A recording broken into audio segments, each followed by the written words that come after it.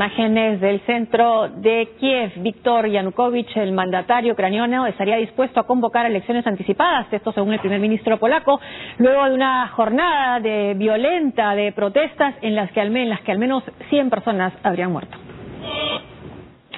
Aun cuando el presidente Yanukovych acordó una tregua con los líderes de la oposición, conforme pasan las horas, el número total de muertos tras el recrudecimiento de la violencia en la capital va cada vez en aumento. Los intentos para que el gobierno ceda el poder se han reflejado en los constantes choques entre los manifestantes y la policía. La cifra oficial de muertos hasta el momento es de 50, entre ellos decenas de policías. No obstante, algunos medios de comunicación aseguran que se trataría en realidad de 70 personas. Con un panorama tan desfavorable en el que la prensa también ha informado que 67 policías fueron secuestrados por los activistas, los ministros de Relaciones Exteriores de Alemania, Francia y Polonia sostuvieron un encuentro con el mandatario ucraniano que duró cerca de 3 horas. Al término de esta, los ministros de Relaciones Exteriores enviaron un informe provisional a sus homólogos de la Unión Europea en Bruselas, que se reunían para decidir sobre las sanciones selectivas por el inaceptable uso de fuerza excesiva contra los manifestantes.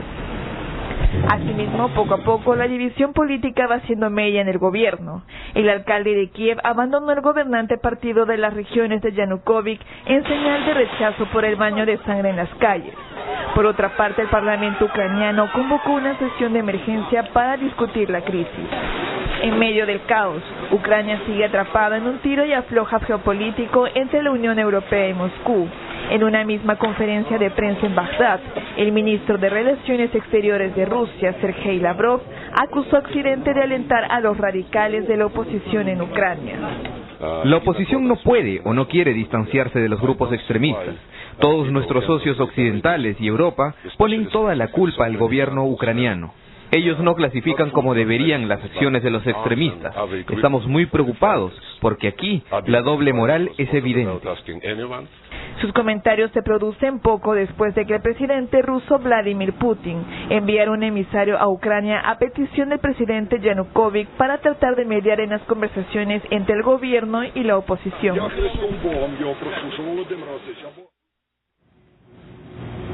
Bueno, en medio de la violencia parece que se abre una posibilidad al diálogo. Ha aceptado, según el primer ministro polaco, Yanukovych ha aceptado adelantar elecciones. ¿Eso puede abrir un camino para la salida de esta crisis? Sí, esa era la exigencia fundamental de todos los manifestantes prácticamente, ¿no? Ahora, dicho esto, habría que recordar que ya hemos estado en esta situación antes, ¿no? El año 2004 hubo una elección, en segunda vuelta Yanukovych le gana la elección a Yushchenko, el otro candidato, el que pasa a la segunda vuelta.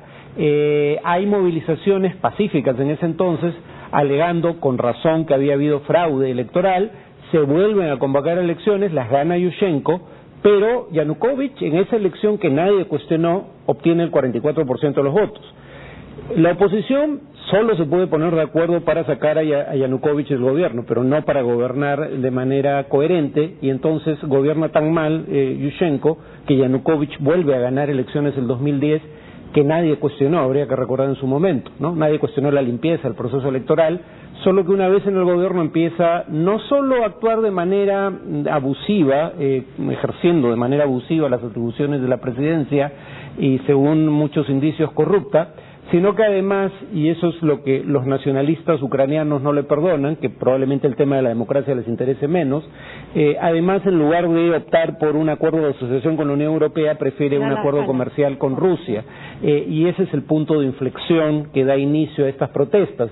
Pero a lo que voy con esto es que el país está profundamente dividido. Yanukovych ya ha participado en 2 elecciones que nadie cuestionó en cuanto a su limpieza, sacó 44% de los votos en una y más de la mitad en la otra. Entonces, ¿quién garantiza que si hay elecciones anticipadas, Yanukovych, en caso de presentarse, cosa que aparentemente sería posible, no vuelve a pasar a segunda vuelta y tal vez gane? Ahora, incluso así se haga un gobierno de unidad nacional, ¿de qué unidad nacional estamos hablando? Si está tan dividido entre los que apuntan hacia Rusia y los que prefieren una cercanía con la Unión Europea, ¿qué le conviene más a Ucrania? A ver, la mayoría parece creer, eso sí hay encuestas, la mayoría parece preferir una asociación con Europa que con Rusia, pero es una mayoría que no resulta abrumadora, es más de la mitad, pero hay alrededor de un tercio o más que prefiere la relación con Rusia. Y bastante de hecho, valiente ese porcentaje, ¿no? Sí, bueno, y son gente que además culturalmente es más cercana a Rusia, habla ruso como primero o segundo idioma, pero el país está dividido. Ahora, también ha habido movilizaciones en el este y sur del país, no tanto en el sur, pero sí en el este, en donde presuntamente Yanukovych tiene su base de apoyo. Lo cierto, sin embargo, es que las movilizaciones se dan fundamentalmente en el oeste, pro-occidental, valga la redundancia. A ello me refería, ¿no? Y en Kiev, la capital. Kiev. Además se ve el arrojo que tienen para enfrentarse a las fuerzas del orden de esa manera, ¿no? Y resistir con barricadas durante meses. Sí, la verdad que ha sido un grado de violencia mayor al que yo hubiera esperado, pero lo que queda claro es que la oposición representada en el Parlamento no habla por la mayoría de quienes protestan en las calles, porque Yanukovych llega a acuerdos con esa oposición parlamentaria que se rompen al cabo de unas horas porque desde la calle surgen los enfrentamientos, ¿no? Entonces acá hay un sector nacionalista ucraniano más bien sumamente conservador, que probablemente el tema para ellos tiene más que ver con la identidad cultural de Ucrania que con la democratización de Ucrania, y por eso piensan que, digamos, liberarse de la influencia rusa es la clave, ¿no? Ahora, ¿qué puntos son los que unen a los ucranianos? Es difícil decirlo, porque cuando uno ve cómo se ha conformado el país históricamente, es un país que literalmente pudo haber tenido una configuración distinta, pudieron haber sido cuando menos dos países. De hecho hay cosas como anécdotas, voy a no saber si son ciertas, yo leí hace décadas y luego he vuelto a leer hace pocos días, de que una de sus borracheras, por las que era célebre, Nikita Khrushchev, le regaló Crimea a Ucrania, ¿no? Y que Putin quería aprovechar el caos para recuperar Crimea en el Mar Negro. Al margen de si eso es o no cierto, el tema es que tanto la configuración geográfica como cultural del país es producto de múltiples influencias, y no queda claro que sean todos parte de una nación. De hecho, ya ha surgido un grupo separatista en el oeste del país. Y además Putin un momento se refirió a ellos como la pequeña Rusia, lo que también causó indignación. Sí, además históricamente para Rusia, Ucrania ha sido uno de esos países que pone distancia entre su territorio y el territorio de potenciales rivales, ¿no? Claro, por eso es tan importante como aliado. Una zona de amortiguamiento. Zona de amortiguamiento, efectivamente. Y el Consejo de Naciones Unidas, vamos a otra crisis, Siria. El Consejo de Naciones Unidas se prepara para votar una resolución que trata la situación en Siria para permitir el acceso a ayuda humanitaria y el cese de bombardeos aéreos.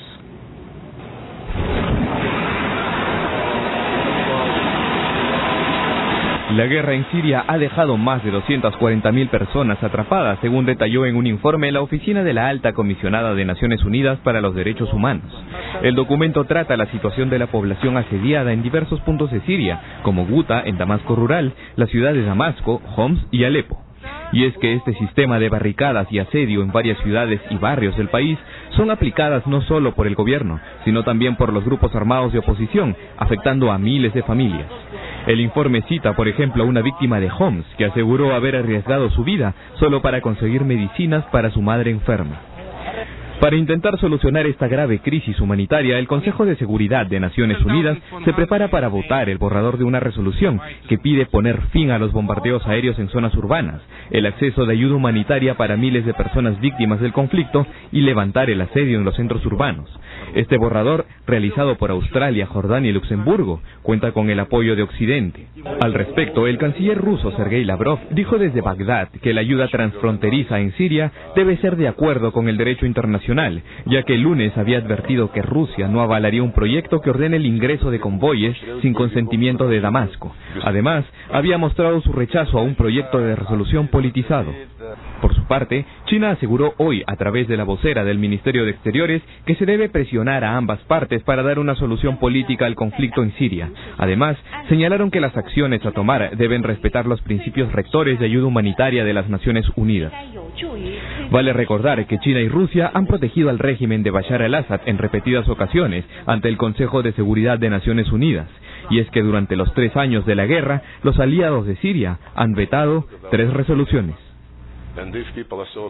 Y mientras veíamos el reportaje, Farid, te comentabas lo que era importante el momento en que se va a dar esta reunión del Consejo de Seguridad de Naciones Unidas. Claro, digamos, resoluciones similares han sido vetadas por Rusia o China, Rusia fundamentalmente en el pasado. La pregunta es por qué volver a presentar una moción similar y esperar un resultado distinto. La respuesta es que cuando se están desarrollando las Olimpiadas de Invierno en Sochi, o sea, en Rusia, y Rusia está tratando de proyectar su mejor imagen al mundo, es un reto a Rusia decirle, bueno, vuelve a vetar una resolución sobre Siria. Y sobre temas humanitarios. Sobre temas humanitarios en este contexto. O sea, va contra el espíritu olímpico. Incluso podría argumentarse eso. El tema es que probablemente la veten de cualquier manera, pero era infligirle a Rusia un costo por vetarla bajo estas circunstancias. Ahora, para Putin también, pues Sochi era una ventana al mundo, una manera de mostrar que Rusia es un país importante, pero y que apuesta por los deportes, ¿no? Con todo lo que significa, pero con lo que está pasando en Ucrania, ¿no se ha visto empañada esa imagen que quería dar Putin al mundo? Yo creo que sí, ¿no? Los sucesos de Ucrania, en donde él claramente aparece como apoyando al régimen que está en la picota, los errores de organización, la infraestructura no estuvo lista a tiempo, los golpes con varazos a las miembros de los Pussy Riot ante cámaras de televisión. Yo no sé a qué estúpido se le ocurrió hacer eso, aunque solo sea por una cuestión de imagen, no lo hagas, pero actuaron con la misma brutalidad habitual. Entonces no creo que esto le haya funcionado muy bien a Putin. Le ha estallado en la cara a Kiev. Bueno, vamos a una pausa y regresamos con más.